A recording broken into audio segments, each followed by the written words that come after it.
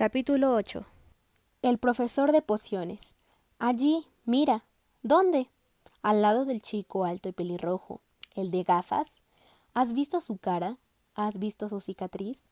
Los murmullos siguieron a Harry desde el momento en que, al día siguiente, salió del dormitorio. Los alumnos que esperaban fuera de las aulas se ponían de puntillas para mirarlo, o se daban la vuelta en los pasillos, observándolo con atención. Harry deseaba que no lo hicieran, porque intentaba concentrarse para encontrar el camino de su clase. En Hogwarts había 142 escaleras, algunas amplias y despejadas, otras estrechas y destartaladas. Algunas llevaban a un lugar diferente los viernes, otras tenían un escalón que desaparecía a mitad de camino y había que recordarlo para saltar. Después, había puertas que no se abrían a menos que uno lo pidiera con amabilidad o les hiciera cosquillas en el lugar exacto, y puertas que en realidad no eran sino sólidas paredes que fingían ser puertas. También era muy difícil recordar dónde estaba todo, ya que parecía que las cosas cambiaban de lugar continuamente. Las personas de los retratos seguían visitándose unos a otros, y Harry estaba seguro de que las armaduras podían andar. Los fantasmas tampoco ayudaban.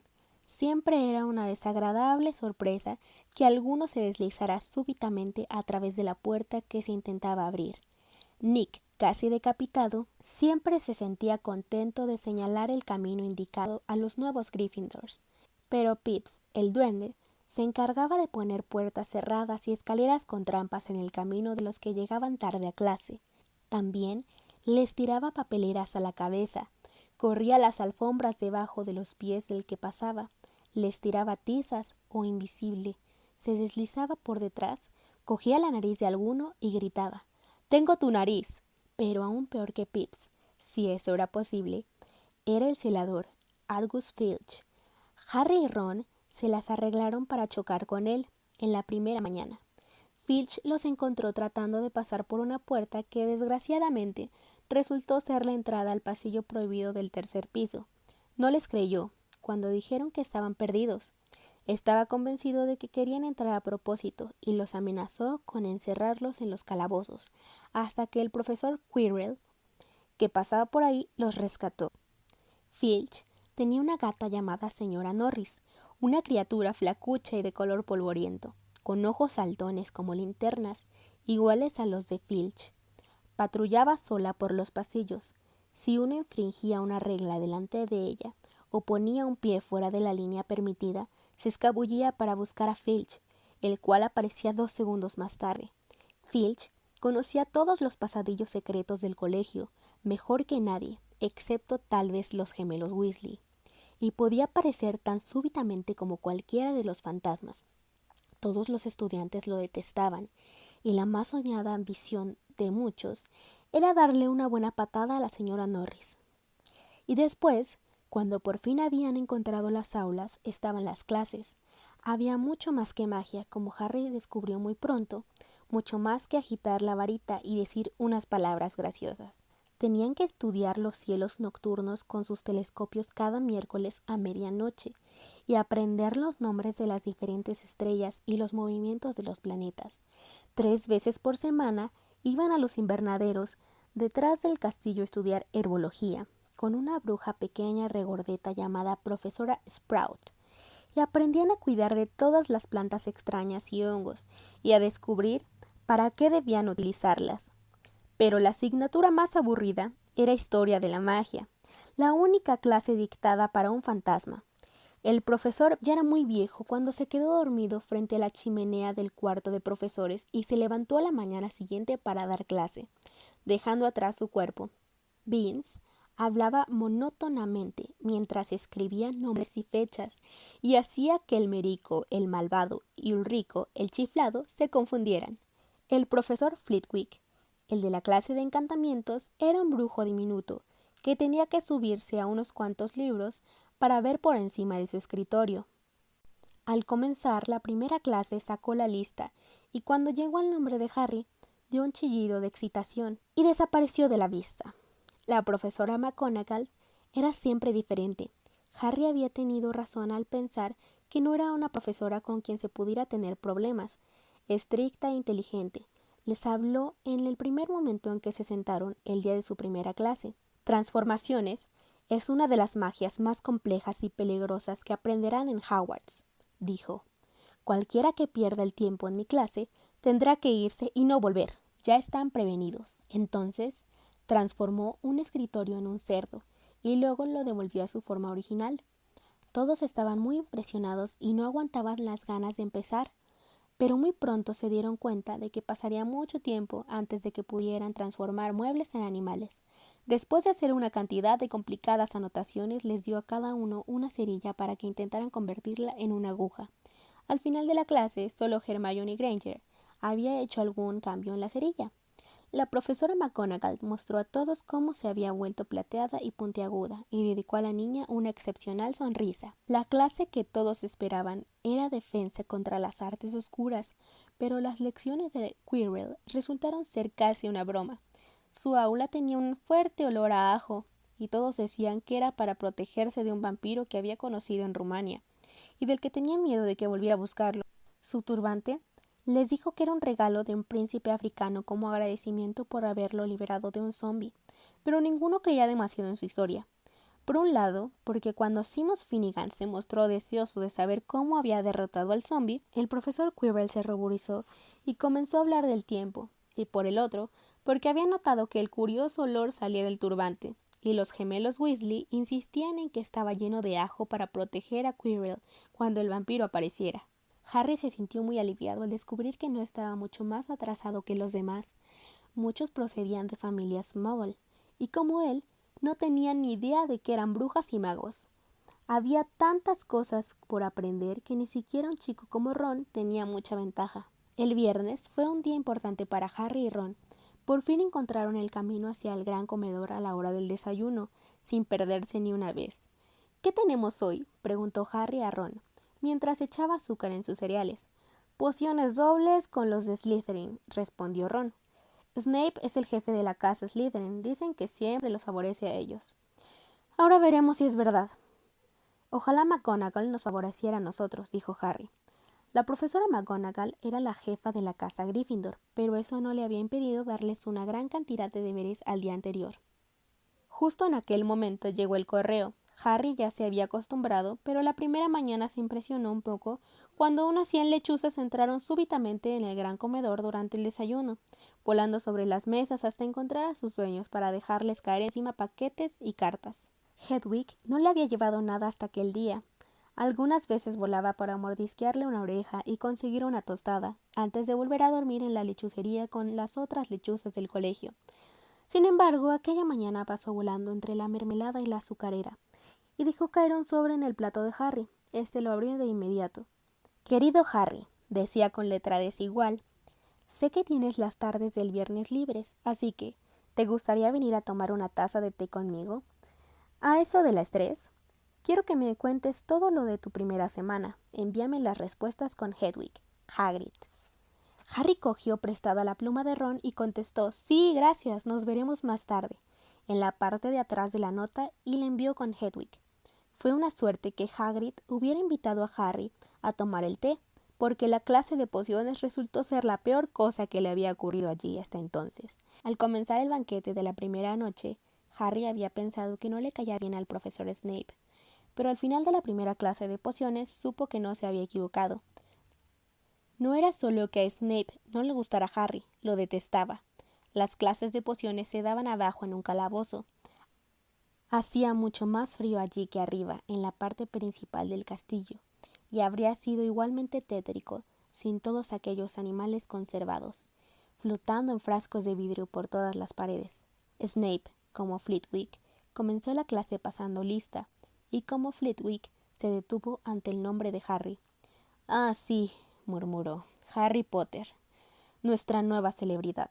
Draco Malfoy y sus amigos Crabbe y Goyle rieron tapándose la boca. Snape terminó de pasar lista y miró a la clase. Sus ojos eran tan negros como los de Hagrid, pero no tenían nada de su calidez. Eran fríos y vacíos y hacían pensar en túneles oscuros. Ustedes están aquí para aprender la sutil ciencia y el arte exacto de hacer pociones, comenzó.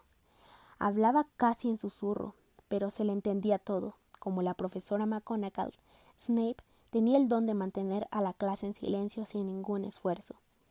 Aquí habrá muy poco de estúpidos movimientos de varita, y muchos de ustedes dudarán que esto sea magia.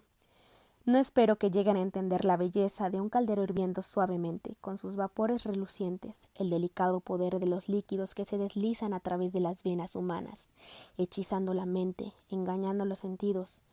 Puedo enseñarles cómo embotellar la fama, preparar la gloria, hasta detener la muerte, si son algo más que los alcornoques a los que habitualmente tengo que enseñar.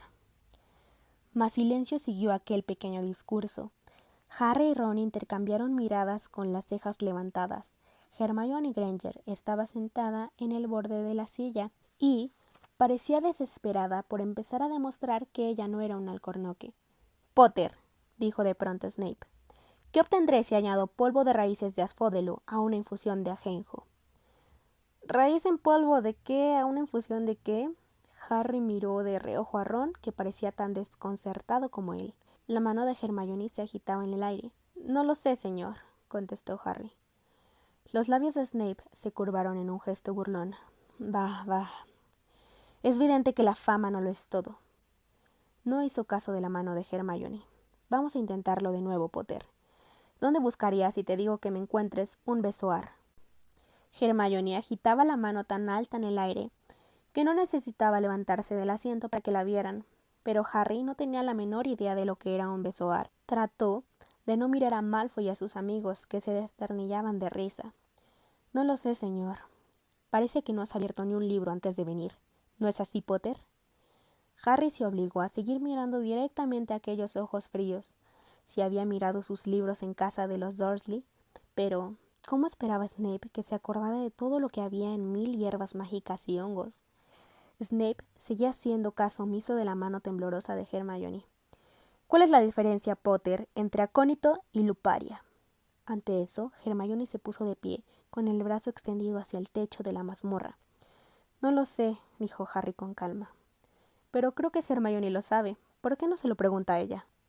Unos pocos rieron. Harry captó la mirada de Seamus, que le guiñó un ojo. Snape, sin embargo, no estaba complacido. «Siéntate», gritó a Hermione. Para tu información, Potter, asfódelo y ajenjo producen una poción para dormir tan poderosa que es conocida como filtro de muertos en vida. Un besoar es una piedra sacada del estómago de una cabra y sirve para salvarte de la mayor parte de los venenos. En lo que se refiere a acónito y luparia, es la misma planta. Bueno, ¿por qué no lo estás apuntando todo? Se produjo un súbito movimiento de plumas y pergaminos. Por encima del ruido, Snape dijo: «Y se le restará un punto a la casa Gryffindor por tu descaro, Potter». Las cosas no mejoraron para los Gryffindors a medida que continuaban la clase de pociones. Snape los puso en parejas para que mezclaran una poción sencilla para curar furúnculos. Se paseó con su larga capa negra, observándolo, cómo pesaban ortiga seca y aplastaban colmillos de serpiente, criticando a todo el mundo salvo a Malfoy, que parecía gustarle. En el preciso momento en el que estaba diciendo a todos que miraran la perfección con que Malfoy había cocinado a fuego lento los pedazos de cuernos, multitud de nubes de un ácido humo verde y un fuerte silbido llenaron la mazmorra. De alguna forma, Neville les había ingeniado para convertir el caldero de Seamus en un engrudo hirviente que se derramaba sobre el suelo, quemando y haciendo agujeros en los zapatos de los alumnos. En segundos toda la clase estaba subida a sus taburetes, mientras que Neville, que se había empapado en la poción al volcarse sobre el caldero, gemía de dolor. Por sus brazos y piernas aparecían pústulas rojas. «Chico idiota», dijo Snape con enfado, haciendo desaparecer la poción con un movimiento de su varita. «Supongo que añadiste las púas de erizo antes de sacar el caldero de fuego, ¿no?» Neville lloriqueaba, mientras las pústulas comenzaban a aparecer en su nariz. «Llévelo a la enfermería», ordenó Snape a Seamus. Luego se acercó a Harry y a Ron, que habían estado trabajando cerca de Neville. «Tú, Harry Potter, ¿por qué no le dijiste que pusiera las púas? ¿Pensaste que si se equivocaba quedarías bien, no es cierto? Este es otro punto que pierdes para Gryffindor». Aquello era tan injusto que Harry abrió la boca para discutir, pero Ron le dio una patada por debajo del caldero. «No lo provoques», murmulló. «He oído decir que Snape puede ser muy desagradable». Una hora más tarde, cuando subían por la escalera para salir de las mazmorras, la mente de Harry era un torbellino y su ánimo estaba por los suelos. Había perdido 2 puntos para Gryffindor en su primera semana. ¿Por qué Snape lo odiaba tanto? «Anímate», dijo Ron. Snape siempre le quitaba puntos a Fred y a George. «¿Puedo ir a ver a Hagrid contigo?» Salieron del castillo 5 minutos antes de las 3 y cruzaron los terrenos que lo rodeaban. Hagrid vivía en una pequeña casa de madera en el borde del bosque prohibido. Una ballesta y un par de botas de goma estaban al lado de la puerta delantera. Cuando Harry llamó a la puerta, oyeron unos frenéticos rasguños y varios ladridos. Luego se oyó la voz de Hagrid diciendo: «¡Atrás, Fang! ¡Atrás!». La gran cara peluda de Hagrid apareció al abrirse la puerta. «Entren», dijo. «¡Atrás, Fang!». Los dejó entrar tirando del collar de un imponente perro negro. Había una sola estancia. Del techo colgaban jamones y faisanes. Una cazuela de cobre hervía en el fuego, y en un rincón había una cama enorme con una manta hecha de remiendos. «Están en su casa», dijo Hagrid, soltando a Fang, que se lanzó contra Ron y comenzó a lamerle las orejas. Como Hagrid, Fang era evidentemente mucho menos feroz de lo que parecía. «Este es Ron», dijo Harry a Hagrid, que estaba volcando el agua hirviendo en una gran tetera y sirviendo pedazos de pastel. «Otro Weasley, ¿verdad?», dijo Hagrid, mirando de reojo las pecas de Ron. «Me ha pasado la mitad de mi vida ahuyentando a tus hermanos gemelos del bosque». El pastel casi les rompió los dientes, pero Harry y Ron fingieron que les gustaba, mientras le contaban a Hagrid todo lo referente a sus primeras clases. Fang tenía la cabeza apoyada sobre la rodilla de Harry y babeaba sobre su túnica. Harry y Ron se quedaron fascinados al oír que Hagrid llamaba a Filch ese viejo bobo. «Y en lo que se refiere a Agatha, la señora Norris, me gustaría presentársela un día a Fang. ¿Saben que cada vez que voy al colegio me sigue todo el tiempo? No me puedo librar de ella. Filch la envía a hacerlo». Harry le contó a Hagrid lo de la clase de Snape. Hagrid, como Ron, le dijo a Harry que no se preocupara, que a Snape no le gustaba a ninguno de sus alumnos. «Pero realmente parece que me odia». «Ah, tonterías», dijo Hagrid. «¿Por qué iba a hacerlo?». Sin embargo, Harry no podía dejar de pensar en que Hagrid había mirado hacia otro lado cuando dijo aquello. «¿Y cómo está tu hermano Charlie?», preguntó Hagrid a Ron. «Me gustaba mucho, era muy bueno con los animales». Harry se preguntó si Hagrid no estaba cambiando de tema a propósito, mientras Ron le hablaba a Hagrid del trabajo de Charles con los dragones. Harry miró el recorte del periódico que estaba sobre la mesa. Era de El Profeta. «Reciente asalto en Gringotts. Continúan las investigaciones del asalto que tuvo lugar en Gringotts el 31 de julio. Se cree que se debe al trabajo de oscuros magos y brujas desconocidos. Los gnomos de Gringotts insisten en que no se han llevado nada.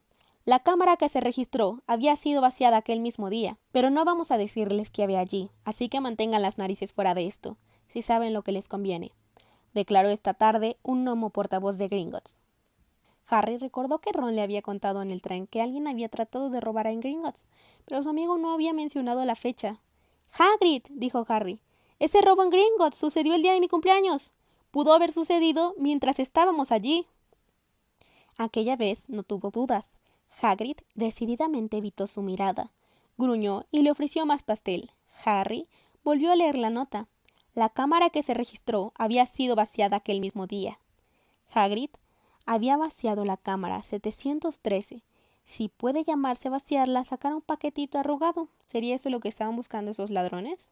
Mientras Harry y Ron regresaban al castillo para cenar con los bolsillos llenos del pétreo pastel que fueron demasiado amables para rechazar, Harry pensaba que ninguna de las clases le había hecho reflexionar tanto como aquella merienda con Hagrid. Hagrid había sacado el paquete justo a tiempo. ¿Dónde podía estar? ¿Sabría algo sobre Snape que no quería decirle?